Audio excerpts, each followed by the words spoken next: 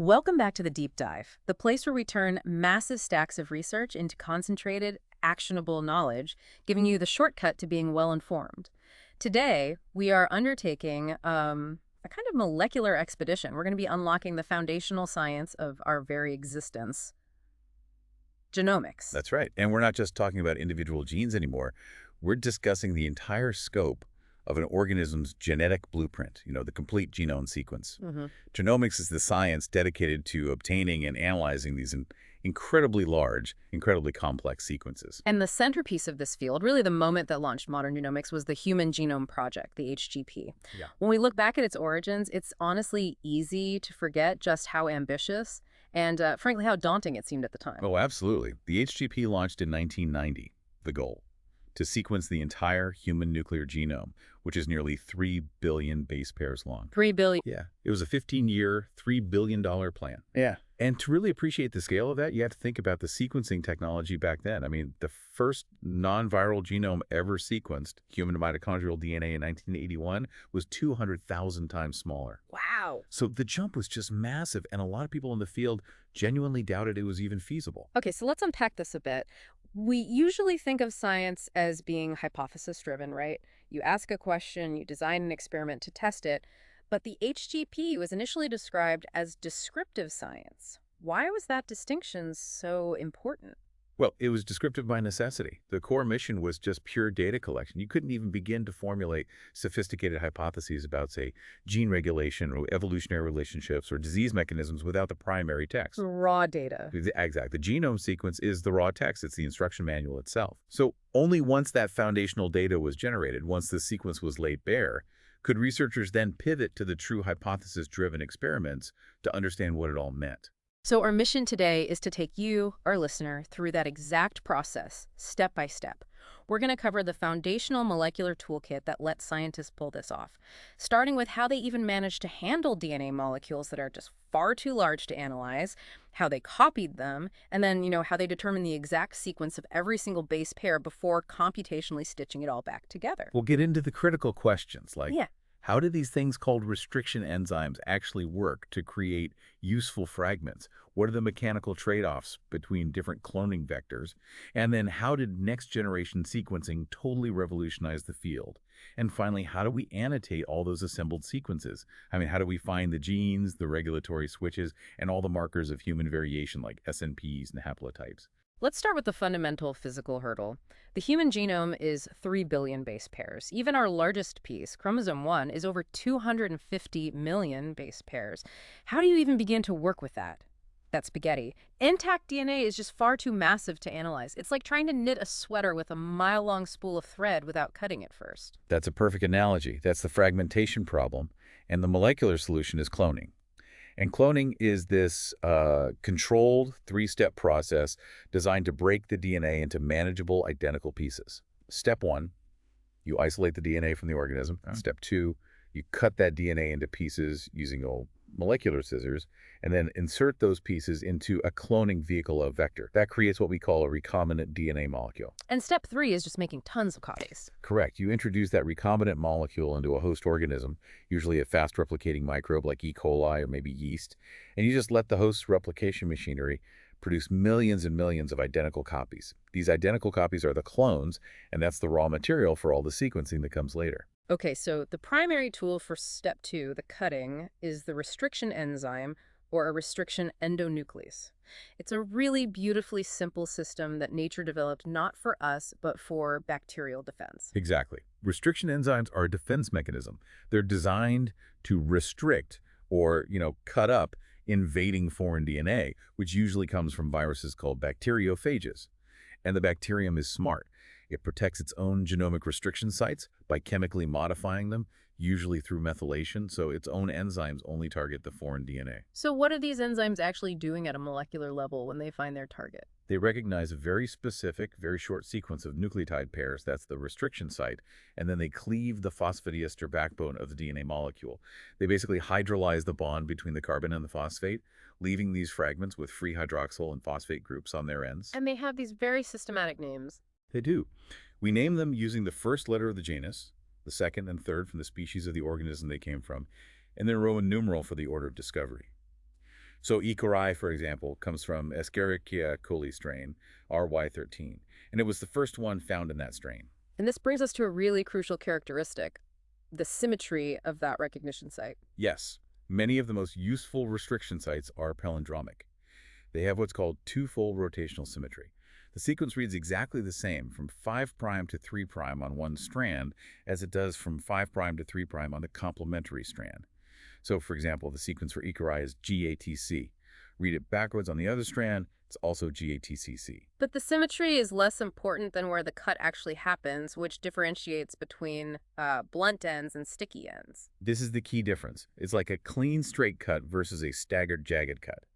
Some enzymes, like SMI, cut both strands directly between the same two nucleotides. This results in what we call blunt ends. And those are less useful for cloning, right?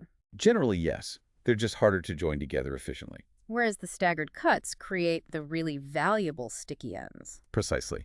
Enzymes like BAMI or E. coli make these staggered cuts within that symmetrical sequence, and that leaves these short, single-stranded overhangs. These are the sticky ends, and they are molecular gold, because if you cut two different DNA fragments, say a human fragment and a vector, with the exact same enzyme, their sticky ends are guaranteed to be complementary to each other. So the power is that they will naturally base pair or anneal together. They form this temporary union regardless of where they came from. A temporary union, exactly. Then an enzyme called DNA ligase comes in, seals the temporary nicks by forming the final phosphodiester bond, and boom, you've covalently linked two separate pieces of DNA into one functional recombinant molecule. So the insert and the vector are now one piece. Yes. And I should add, even blunt ends can be ligated, but the process is really inefficient. It requires much higher concentrations of DNA ligase because there's no stabilizing hydrogen bonding from the complementary overhangs to hold the pieces in place for the enzyme. Okay, let's think about the mechanics of this fragmentation. The choice of enzyme determines the size of the fragments we get. What is the theoretical basis for predicting how frequently a particular enzyme will cut? It's all based on simple probability. Yeah. So if we assume a random distribution of the 4 nucleotide bases and a theoretical 50% GC content, the probability of finding a specific sequence of length n is calculated as 1/4 raised to the power of n. So can you give us a few examples of how that math plays out in the real world? Sure. A 4-base pair cutter, like HPII, which recognizes the sequence GGCG, should cut, on average, once every 4 to the power of 4, or 256 base pairs. But if you use a 6-base pair cutter, like E. coli, the frequency drops a lot. It cuts only once every 4 to the power of 6, which is 4,096 base pairs. So the longer the sequence it's looking for, the rarer the cut and the bigger the average fragment. Exactly. The longer the recognition sequence, the larger the resulting average fragment size. That makes perfect sense. But you mentioned this is all theoretical. Real genomes must complicate things. They absolutely do. Real genomes don't have exactly 50% GC content, and bases aren't uniformly distributed. You have some regions that are extremely AT-rich or CG-rich. This means that when you do a restriction digest in the lab, you get a really complex range of fragment sizes, which requires further sorting. We'll get to that when we talk about libraries. All right, so once we have the fragments, we need the vehicle, the cloning vector. What are the 3 non-negotiable features every functional cloning vector has to have, especially, say, an E. coli plasmid vector? They're non-negotiable because they address the 3 necessary functions: replication, selection, and insertion. First, you need an ORI sequence, the origin of replication, so the vector can self-replicate inside the host, independent of the host's own chromosome. Second, you need a selectable marker, often an antibiotic resistance gene, like AMP-R for ampicillin resistance. And that's so you can find the cells that actually took up the vector. Right. It allows you to select for that tiny percentage of host cells that were successfully transformed by just growing them on antibiotic plates. Only the ones with the plasmid survive. And the third feature is the insertion point itself. Yes, you need unique restriction cleavage sites, which are typically concentrated into a small region called a multiple cloning site or polylinker. This is the designated spot for inserting the foreign DNA, and very often this polylinker is strategically placed right in the middle of a specific gene, which leads to some really ingenious selection mechanisms. Like the classic blue-white colony screening, it's such an elegant molecular trick that acts as a visual status indicator for a successful ligation. It's indispensable in any high-throughput lab. In vectors like pBluescript 2, the multiple cloning site is placed right inside the LAC-Z plus gene. This gene codes for a segment of the beta-galactosidase enzyme.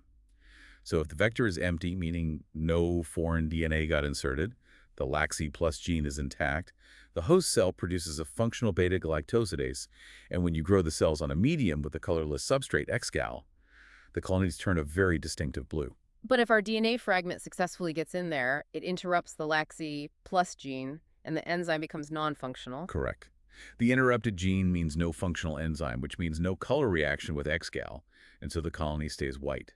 This lets researchers immediately discard all the blue colonies and focus their attention entirely on the white colonies, which are the rare successful clones that actually contain the inserted DNA. That dramatically cuts down on the screening labor. But even before you get to the blue-white screen, you have to deal with a technical nuisance. The vector just sealing itself back up without accepting the insert. Recircularization. It is a massive problem because it's a simple intramolecular reaction that is highly, highly likely to happen. So to prevent this, we treat the cut vector with an enzyme called alkaline phosphatase. This enzyme strips the 5' phosphates from the ejector ends.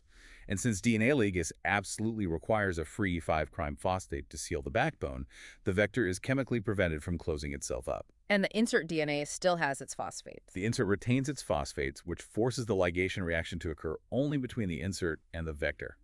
The vector's backbone is only completed once that insert is successfully incorporated, and ligase can come in and seal the final nicks. Plasmids are fantastic, but they cap out at around 15 kilobase pairs. If we're tackling a genome that's 3 billion base pairs, we're going to need vectors that can hold vastly larger chunks of DNA. This is where artificial chromosomes, or ACs, become essential. Absolutely. We need vehicles that can handle inserts in the hundreds of kilobase pairs or even megabase pairs. For the medium size, you have things called plasmids, which hold about 40–45 kilobounds. Yeah. But for the serious physical mapping of large genomes, we rely on the ACs. Let's start with Bacterial Artificial Chromosomes, or BACs. BACs are based on a naturally occurring bit of DNA in E. coli called the F factor, which controls fertility and contains its own origin of replication. They can accommodate really substantial inserts up to 300 kilobands, and their critical advantage is stability. Because that F factor origin is so tightly regulated, it results in a low copy number, usually just one per cell. This means the inserted DNA is rarely rearranged, deleted, or otherwise messed with by the host cell. So that stability made them the preferred choice for the Human Genome Project. It did, especially for the physical mapping phase. They were incredibly reliable. But what's the trade-off for that stability? There's always a trade-off. They yield very little DNA. Low copy number means you get less raw material out of each cell. Also, sequences that are extremely AT-rich or contain elements that are, toxic to E. coli often prove very difficult, sometimes impossible, to clone in BACs. Then we have the ultimate high-capacity tool, Yeast Artificial Chromosomes, or YACs. These take us out of the bacterial domain and into a eukaryotic host, yeast. YACs are what you need for the largest inserts. They are capable of holding from 0.2 megabases up to 2.0 megabase fragments. They're true feats of engineering because they have to mimic a functional eukaryotic chromosome. So they require 2 tel sequences, the telomeres at the ends, to protect the DNA, a CEN sequence, the centromere, for proper segregation during cell division, and an ARS, an autonomous replicating sequence, to ensure replication starts in the yeast host. And yeast-specific markers, too. Right. Plus, they need yeast-specific selectable markers, often things like TRP1 and URA3. But if BACs offered stability, the massive size capacity of YACs came with some significant molecular headaches, didn't it? A huge trade-off. YACs suffer from really high rates of error. First, they frequently produce what we call chimeric inserts. This means the vector accidentally ligates 2 or more separate, non-adjacent pieces of genomic DNA together. So you might get a piece of chromosome 5 stuck to a piece of chromosome 18. Exactly. And second, the yeast host itself can cause internal rearrangements, deletions, or recombination events that alter the insert sequence. Both of these issues cause monumental problems later on when researchers try to computationally assemble the genome, because these errors lead to incorrect overlaps and just complete misassemblies.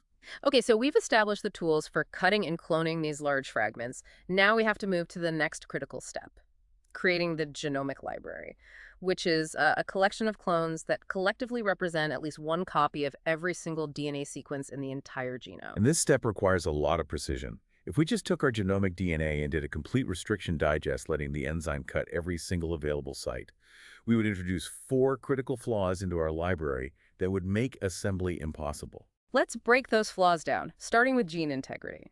Okay, so if you use a 6BP cutter, The average fragment size is about 4 kilobounds. If a gene is longer than 4 kilobounds, or if it happens to have a recognition site for that enzyme right in the middle of it, the gene gets fragmented into multiple non-overlapping pieces. You lose the structural integrity of the gene. Right, it's just in pieces. And second, the fragments are just too small. That forces you to create millions and millions of clones, making the screening process prohibitively laborious. Third, the fragment sizes aren't uniform, and some would be just too large for a standard vector. But the fourth, and maybe the most devastating flaw, is all about reassembly. That's the key. By fully digesting the DNA, you completely lose the original sense of order.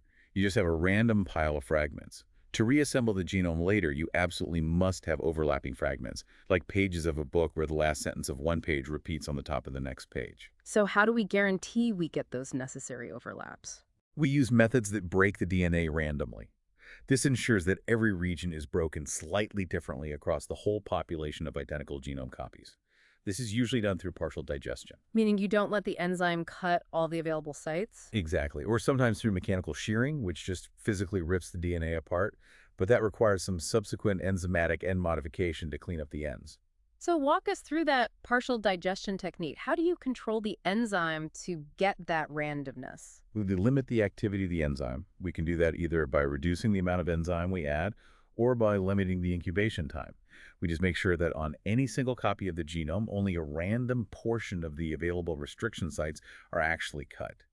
And this is done across millions of identical genome molecules at the same time, which gives you this massive complex population of large overlapping fragments of all different sizes. And researchers often use a clever trick with enzymes that have compatible sticky ends, like SAW3A and BAMI. Why is that so advantageous? It lets us maximize the randomness while still maintaining compatibility with our vector. So SAW3A is a 4BP cutter, which means it cuts much more frequently than a 6BP cutter like BAMI. When we do a partial digest with a 4BP cutter, SAW3A, it generates more numerous, more random cuts, which gives us a better array of overlapping fragments. And the crucial part is that the GTC sticky ends it produces are compatible with the GTCC overhangs from a BAMI cut vector. So you can ligate them together efficiently, even though you use two different enzymes. Once we have this mixture of large, partially digested fragments, we need to select the specific size range that matches our chosen vector, say 250 kilogram for our BAC. How is that filtering done in the lab? For that, we use agarose gel electrophoresis.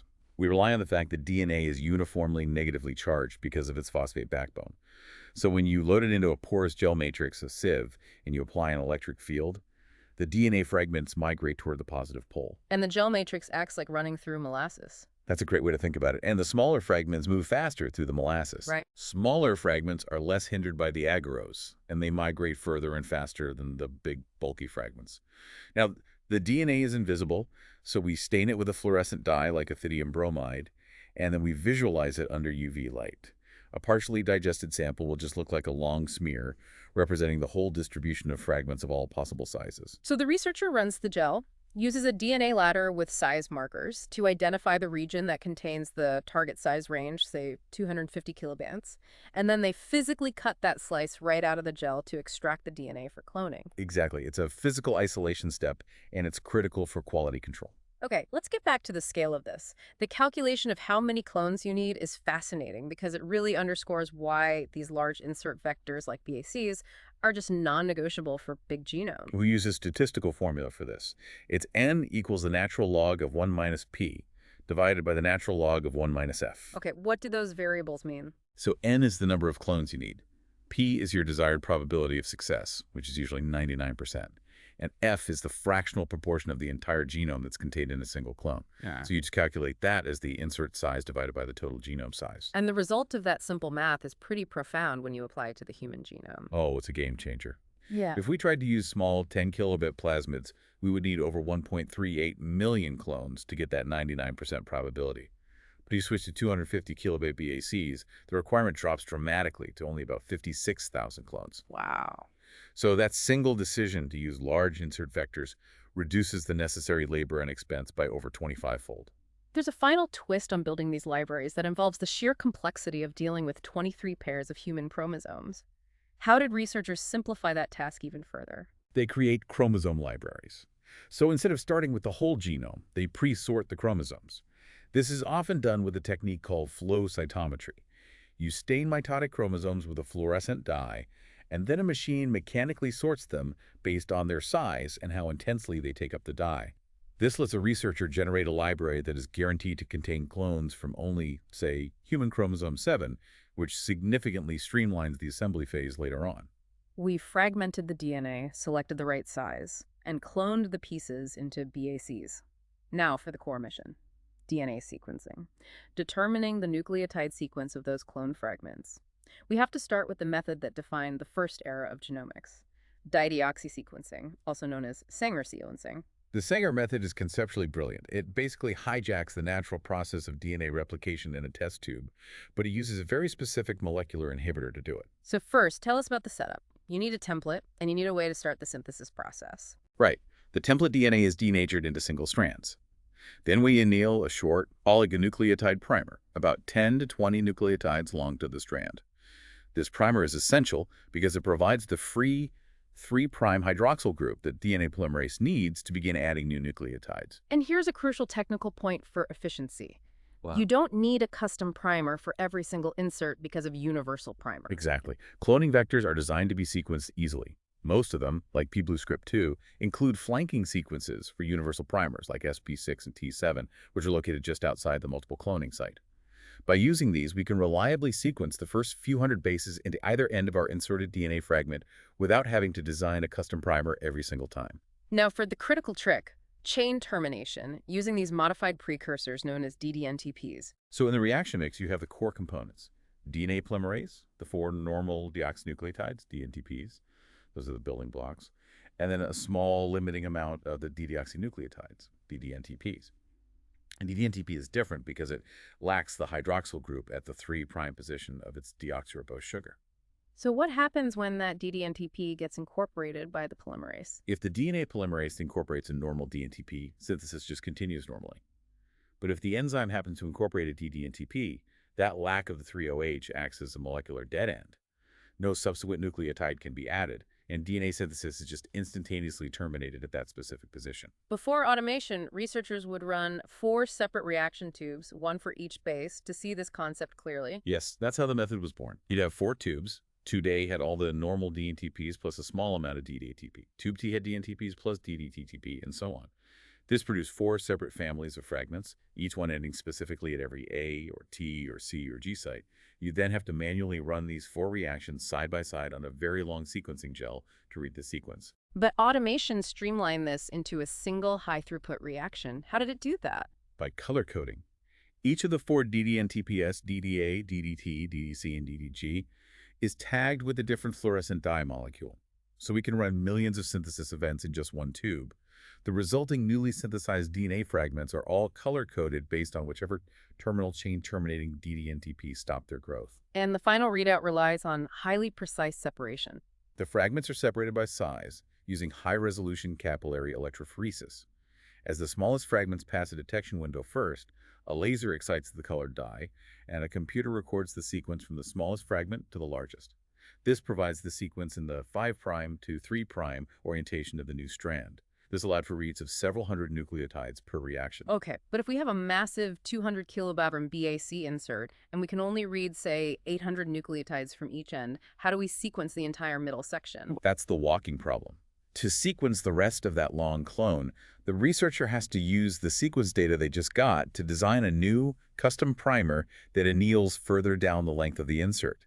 This new primer allows the polymerase to extend the readable sequence further, and they just repeat this process, stepping down the length of a long insert until the entire fragment is sequenced. The sequencing technology itself quickly evolved beyond chain termination.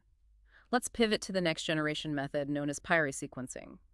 This detects the actual incorporation of the nucleotide itself. It's a completely different chemical approach. It focuses on the release of pyrophosphate, or pPi, which occurs every single time DNA polymerase adds the DNTP to a growing strand. Walk us through the light cascade. It sounds like a molecular fireworks show. It kind of is.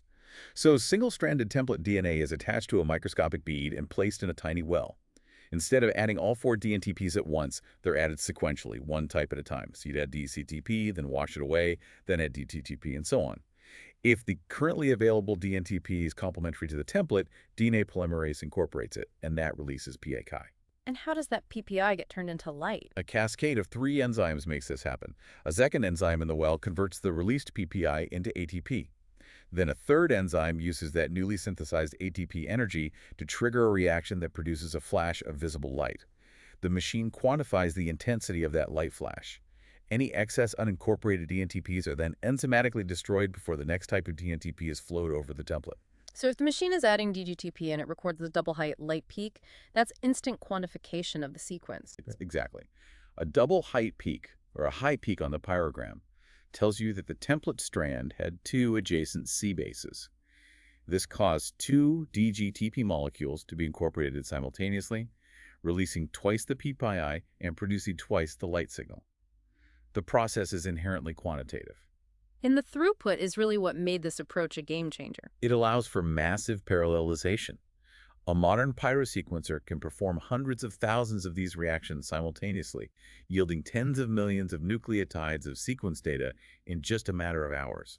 It just far surpassed the capacity of the automated Sanger machines. But regardless of the method, the output is always the same, short sequence reads, which have to be computationally assembled. That's our final step in this section, assembly. This is where all these numerous short reads are compared by computer algorithms to find precise overlaps and then stitch them together into longer contiguous sequences, which we call contegs. So the computer is just pattern matching. It is. If read A is 5 tat ATTTTA 3 pound and read B is 5 TTTTT 3 pound, the algorithm identifies the TTTTTA overlap and constructs the longer combined sequence. This is the cornerstone of moving from just fragments to full genomic sequences. We've established the fragments and sequenced the ends of tens of thousands of them. Now we have to confront the challenge of scaling this up to the full 3 billion base pairs. The method that made the HGP and all the subsequent sequencing projects so efficient is the whole genome shotgun approach. This approach is both fast and really elegant in how it solves the repetitive DNA problem. It relies on creating 2 libraries of random, partially overlapping fragments. The first is a small fragment library, with typically 2 kilobound inserts in basic plasmid vectors. The second is a larger fragment library, maybe 10 kilobound inserts, also in simple plasmids. And the genius of the strategy is that you only sequence the ends of each insert, right? That's the massive efficiency shortcut. We sequence only about 500 nucleotides from both ends of every single 2 kilobound insert. The computer then takes these numerous short sequence pairs and begins the gargantuan task of compiling them based on overlap. But this is where the molecular reality of complex genomes hits hard. Repetitive DNA. If a 2 kiloband read hits a common repetitive sequence, which might itself be 5 kilobands long, the computer just hits a wall. It's a definite roadblock. Think of it like trying to navigate a detailed city map where a large area, say 5 blocks, is completely blurred out. Since that same blurred pattern, the repetitive DNA, appears hundreds of times all over the city, the assembly algorithm can't uniquely determine which unique sequence boundary should follow it. It loses its place and assembly stops, creating a gap. And that's the critical function of the 10 kilobound library. It acts as the landmark to jump over that blurred section. Precisely. The 10 kilobaud clones are large enough to span or bridge the entire repetitive region, which is typically around 5 kilobaud. So when we sequence the ends of that 10 kilobaud clone, those end sequences are virtually guaranteed to fall into unique, non-repetitive flanking DNA sequence on both sides of the repeat. So the computer uses the pair of unique end sequences, which it knows are separated by about 10 kilobands to confirm the order.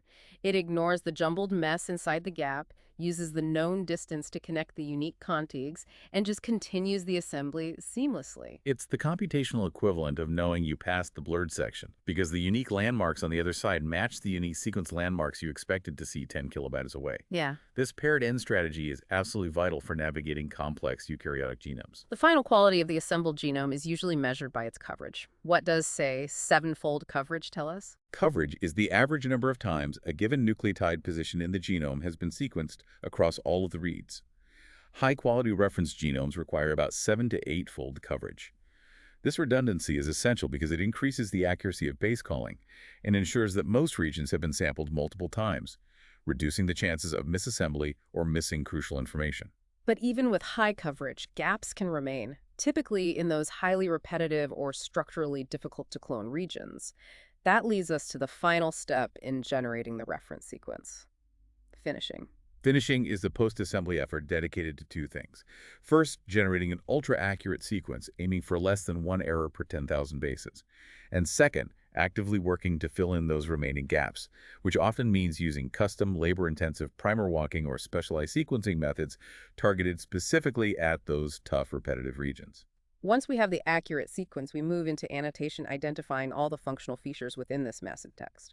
We can first look at variation between individuals, which brings us to DNA markers, specifically SNPs and haplotypes. DNA markers are sequence variations that are used across the population for genetic analysis.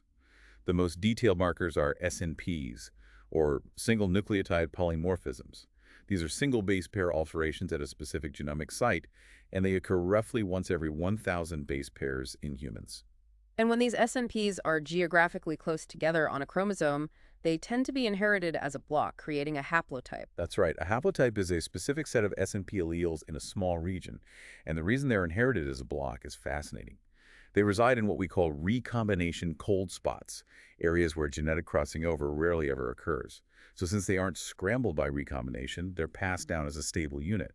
If you identify one SNP in the block, you can reliably predict the others within that same block. This allows genetic researchers to take a massive shortcut by using tag SNPs. Tag SNPs are a carefully selected diagnostic subset of SNPs that are chosen to represent an entire haplotype block. So instead of testing all 13 million known human SNPs, researchers can test only about 500,000 tag SNPs to capture the vast majority of human inheritance patterns across the whole genome. This massive cataloging effort resulted in the HapMap, or the haplotype map. The HapMap is a comprehensive description of all the known haplotypes and their chromosomal locations across various human populations. It's an indispensable tool for studying complex, multi-gene traits diseases like diabetes, heart disease, or obesity. By correlating the inheritance of specific haplotype blocks with the disease status and family, researchers can rapidly narrow down the causative gene regions. And the source material highlights a great evolutionary anecdote related to this. The story of blue eyes, sometimes called the real old blue eyes. It's a powerful demonstration of what genomics can reveal. Haplotype analysis across diverse populations show that all blue-eyed people share the exact same haplotype for a specific region on chromosome 15 near the OCA2 and HERC2 genes. Which implies a single common origin for that trait. Precisely. It strongly suggests that blue eyes didn't evolve independently multiple times across different isolated populations, as was previously hypothesized. It suggests it originated from a single common ancestor who lived perhaps 6,000 to 10,000 years ago. The subsequent rapid spread of this trait might have been driven by selection pressure. Perhaps it aided vitamin D synthesis in regions with less intense sunlight, or maybe through sexual selection, where lighter eye color was preferentially chosen by mates. It just shows how genomic data can connect molecular details to deep anthropology. Next, let's discuss gene annotation through biological evidence. The goal here is to find the protein coding genes. Why can't we just analyze the unstable mRNA directly? Well, mRNA is inherently unstable. It degrades really quickly in the cell. Furthermore, all the sophisticated molecular cloning and sequencing techniques we've discussed are optimized for DNA. So the solution is to create a complementary DNA, or cDNA, library. These libraries contain double-stranded DNA copies of the expressed mRNAs. And this is a huge advantage for eukaryotes, which are gene sparse, because it allows us to focus the search only on actively transcribed regions, completely bypassing all the massive amounts of non-transcribed DNA and introns. That selective focusing is the key. The synthesis process relies on a unique molecular marker of eukaryotic mRNA, the poly-A tail. We start by purifying the poly-A plus mRNAs using an oligo-DT column, which binds selectively to that tail, separating them from all the ribosomal and transfer RNAs. And then the key enzyme, reverse transcriptase. We anneal an oligo-DT primer to the poly-A tail, then reverse transcriptase, which is a viral enzyme that synthesizes DNA using an RNA template, extends that primer to create the first DNA strand. This leaves us with a DNA-mRNA hybrid molecule. So how do we get the second DNA strand from that hybrid? We use a multi-step cleanup. First, an enzyme called RNase H partially degrades the RNA strand in the hybrid. Then, DNA polymerase site uses those remaining small RNA fragments as primers to synthesize the second DNA strand. Finally, DNA ligase seal all the fragments to produce the complete, intact, double-stranded cDNA molecule. Since these cDNAs are small and we want to preserve them whole, we can't risk cutting them with internal restriction enzymes. So how are they efficiently placed into a vector? We need to add sticky ends without doing any internal cutting. One method uses linkers. These are short, double-stranded DNA pieces that contain a restriction site, say, for BAM-high, and they're ligated onto the blunt cDNA ends. We then digest only the linkers with a restriction enzyme, creating sticky ends on the cDNA, which is now ready for ligation into a compatible vector. But if the cDNA itself happens to have an internal BAM-HI site, that's still a problem. It is, which is why researchers might prefer to use adapters. An adapter already has a preformed sticky end attached to it, so it's just ligated onto the blunt cDNA end, meaning no restriction enzyme digestion of the cDNA is ever required. I see. Alternatively, the cDNA synthesis can be performed using methylated nucleotides, as some restriction enzymes can't cut methylated sites, which protects the internal sequences. So sequencing these cDNAs provides the most reliable biological evidence for a gene structure because it explicitly defines the boundaries of the exons, since the introns have already been removed during mRNA processing. It provides the molecular truth. And complementary to this biological proof is the computational approach to annotation, which is searching for open reading frames, or ORFs. This is where the computer scans all 6 possible reading frames, 3 on each strand, looking for a start codon, AUG, that's followed by a long sequence without an in-frame stop codon, UAG, UAAA, or UGA. For prokaryotes, this is relatively straightforward because they're so gene-dense and they lack introns. A long ORF is almost certainly a real gene. But in eukaryotes, the presence of long introns, sometimes dozens of kilobase pairs long, utterly confounds a simple ORF search. The algorithms have to be much more sophisticated then. They must look for hallmark eukaryotic features like canonical splice junctions, consensus regulatory sequences, and just long stretches without in-frame stop codons. And setting the size limit is fraught with potential error. For instance, in sequencing the yeast genome, the cutoff for a potential ORF was set at 100 codons. This arbitrary limit inevitably leads to errors. We get false positive sequences that look like genes but are just long random stretches of DNA, and false negatives, which are real functional genes for small proteins, or non-translated RNAs. They're simply too short to meet that size criteria. So that uncertainty is why computational prediction always has to be confirmed by physical evidence, like sequencing the corresponding cDNA. Exactly. Once the entire genome is assembled and annotated, the grand scope of genomics allows us to draw some profound insights into the organization of life. And the first thing we learned from sequencing diverse life forms was how to finally interpret the C-value paradox. The paradox, as you know, is that the raw amount of DNA, the C-value, doesn't correlate perfectly with the complexity of the organism. Genomic analysis resolves this by demonstrating that the difference lies in gene density. Complexity isn't in the quantity of total DNA, but in the vast volume of non-coding, repetitive, and regulatory DNA that separates all the genes. Let's compare the evolutionary domains, starting with Bacteria and Archaea. Both domains exhibit extremely high gene density, typically 1 gene per 1 to 2 kilobase pairs. This means that 85% to 90% of their genome is coding DNA. Introns, spacers, and repetitive elements are very rare or just non-existent. They're highly efficient little machines. The discovery of Carcinella rhodii really challenged the fundamental definition of life, though, didn't it? It did. This symbiotic bacterium has the smallest known cellular genome, only 0.16 megabases, with just 182 genes. Previous estimates for the minimum requirements for life were around 400 genes. Carcinella's genome is so densely packed, 97% coding DNA, that it suggests it's in the process of losing genes and relying almost entirely on its host. This contrasts sharply with the largest sequenced bacterium, Syringium cellulosum, which is 13 millibags, but still maintains that high gene density. And the Archaea, the third branch of life, which was confirmed by the sequencing of M. genashii in 1996, show a similar density. Correct. M. genashii demonstrated the mixed features we expected. Its metabolism genes resembled bacteria, but its replication and transcription machinery was closer to eukarya, which affirmed the 3 domains. Their genomes are very compact, maintaining high gene density throughout. Then we move to the eukarya, where genome size just explodes in variability, from yeast at 12 millibags up to creatures like the locust at 5,000 millibags. This is where the density problem really reveals itself. Eukaryotic gene density is dramatically lower, and it decreases with increasing organismal complexity. If you compare the numbers, the trend is crystal clear. E. coli has 1 gene per 1.03 kilobands. Yeast has 1 gene per 2 kilobands. The fruit fly, a complex metazoan, is 1 gene per 13 kilobands. But humans, we sit way down at 1 gene per 107 kilobands. So the human genome is 100 times less gene dense than a bacterium. That massive difference is where these gene deserts live. Gene deserts are enormous regions, often exceeding 1 megabase with no identified genes. They are incredibly common in humans. Over 25% of our genome is classified as desert, and it consists primarily of repetitive, intergenic, and non-coding regulatory DNA. This non-coding DNA, not the protein-coding genes, is the bulk of the C value that distinguishes us from, say, a fruit fly or a pufferfish. And speaking of the pufferfish, Takafika rubribes is a classic case where genomics found an anomaly that was extremely useful for comparative analysis.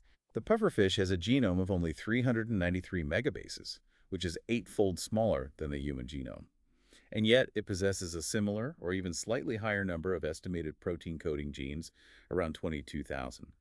Its small size isn't due to fewer genes, but to remarkably high gene density, which results from having shorter and fewer introns and significantly less repetitive and intergenic DNA. So if a researcher wants to study a human gene, the pufferfish genome is like a streamlined, compact map that's much easier to navigate without all the human noise of gene deserts and massive repetitive sequences. It provides a fantastic comparative model. It helps us locate functional human sequences by identifying their highly conserved counterparts in the less cluttered fish genome. Let's survey a few of the milestones in sequencing, the key genomes that proved concepts and revealed some fundamental truths about life. The journey really started with H. influenza in 1995. It was the first cellular organism ever sequenced. This was critical because it successfully validated the whole genome shotgun approach for cellular organisms, and that paved the way for everything that followed. Its genome was 87% coding. But even then, a large fraction, 469 out of 1,737 predicted genes, were hypothetical, which really highlights the initial descriptive nature of the science. Then, the foundational model organism E. coli K12 was sequenced in 1997. Its 4.64 millibase genome, which was already well understood, became the genetic baseline for comparisons. Sequencing it allowed scientists to immediately compare it with pathogenic strains, like the lethal 0157.H7, which helped identify the specific genetic additions, like virulence islets that can transform a harmless microbe into a deadly pathogen. And we covered the importance of M. genashii in 1996, confirming the third domain of life. Then came the first eukaryotic genome. Saccharomyces cerevisiae, or yeast, was completed in 1996. Its 12-millibase genome gave us our first look at eukaryotic organization. It revealed 6,607 ORFs, only 233 of which contained any introns. This just confirmed its relatively gene-dense nature compared to more complex eukaryotes. Which leads us finally to Homo sapiens. The draft sequence was published in 2000, and the final sequence was essentially complete by 2003. And the biggest reveal of the HGP was not what we found, but what we didn't find: a massive number of genes. Initial scientific estimates had ranged up to 100,000 genes. Right. The final count landed at about 20,067 protein-coding genes, plus another 4,800 non-translated RNA genes. This shockingly low number, which is comparable to the complexity of the nematode worm, C. elegans, forced a fundamental reevaluation of what complexity even means. So complexity isn't about the number of genes, but something else entirely. It's about regulation. It shifted the entire scientific focus from gene quantity to the complexity of regulatory networks, the massive volume of non-coding RNA, and crucially, mechanisms like alternative splicing, where a single gene can code for multiple different proteins depending on how the transcript is cut and pasted. This flexibility, not the sheer gene count, is what drives Millanian complexity. We also sequenced other mammals, like the dog, Canis familiaris, for very specific reasons. The dog genome is invaluable because over 220 human diseases have natural homologous models in purebred dog lines. Sequencing the dog allows for high-resolution comparative analysis with the human sequence. By exploiting the deep inbreeding and defined phenotypes of various breeds, researchers can pinpoint causative genes that are very difficult to locate in the more genetically diverse human population. Now, looking forward, the speed and the cost reduction of sequencing technology are just truly mind-boggling. The initial investment was $3 billion. The progress is exponential. James Watson's personal genome sequence, which was completed in 2007, took 2 months and cost less than $1 million. We are now rapidly approaching the $1,000 genome threshold. The S. Prize Foundation even challenged scientists to sequence 100 human genomes in 10 days for less than $10,000 each. We're entering an era where sequencing your entire blueprint is a trivial expense compared to that initial cost. That speed and reduced cost transition us directly into the era of personalized medicine. The immediate implication is profound. Medical treatment can be tailored exactly to an individual's unique genotype. You can maximize drug efficacy and minimize adverse side effects based on their specific metabolic and genetic makeup. But this scientific leap brings us squarely into the most difficult territory: the ethical, legal, and social implications, or ELSI. The gravity of sequencing human life and the data that's generated is immense. It creates immediate and profound privacy issues. If your genome is sequenced and it reveals alleles that dramatically increase your risk for a late-onset disease or perhaps a mental condition, who has the right to that knowledge? The conflicts with major market forces are immediate. If you apply for life insurance or long-term care insurance, should that health insurer be allowed to access your genetic risk data? The fear is potential rate increases or even outright denial of coverage based on predicted future costs. And the employment market is another area of concern. Employers, worried about potential future healthcare costs or performance issues linked to genetic predispositions, could theoretically use this information to screen candidates or even jeopardize the job security of existing employees. While there are laws in some jurisdictions, like GINA in the U.S., the policy and legal infrastructure has to rapidly catch up to the technology. And furthermore, the information isn't just about you. Genetic information is inherently shared. If you discover you have a serious inherited risk, you have, in essence, revealed information about your siblings, your parents, and your children, whether they consented to be sequenced or not. These questions about data ownership, privacy, and the risk of genetic discrimination must be resolved now. As personal genomics becomes common, as sequencing becomes cheap and fast, these ethical and legal challenges move from being hypothetical concerns to daily reality. So to recap this deep dive, genomics is the descriptive science that provides the map of life. We detailed how researchers developed a sophisticated molecular toolkit to manage massive DNA molecules. We cover the foundational steps: achieving overlapping fragments using partial digestion, cloning those fragments into specialized high-capacity vectors like BACs, and determining the sequence using chain-terminating Sanger sequencing or the high-throughput light-detecting pyrosequencing. We then saw how computer algorithms assemble these short reads using the whole genome shotgun approach, leveraging two different sized libraries, 2 kilobases and 10 kilobases, to bridge the gaps created by repetitive DNA. And finally, we detailed annotation, identifying variation markers like SNPs and haplotypes, and determining gene locations using biological evidence from expressed cDNAs, complemented by computational ORF searches. The sequencing of diverse life forms confirmed the three domains, bacteria, archaea, and eukarya, but it provided the surprising and humbling result that complexity in humans is not driven by the sheer quantity of our genes, but by the complexity of the non-coding regulatory landscape. And that low gene count brings us back to our final thought for you. We are rapidly approaching the era where your personal genetic blueprint will be a standard component of your medical file. Given the inherent shared nature of genetic data and the risks involving insurance and employment, how would you draw the line between maximizing the health benefits derived from personalized genomics and protecting your most sensitive personal data from external market or policy forces?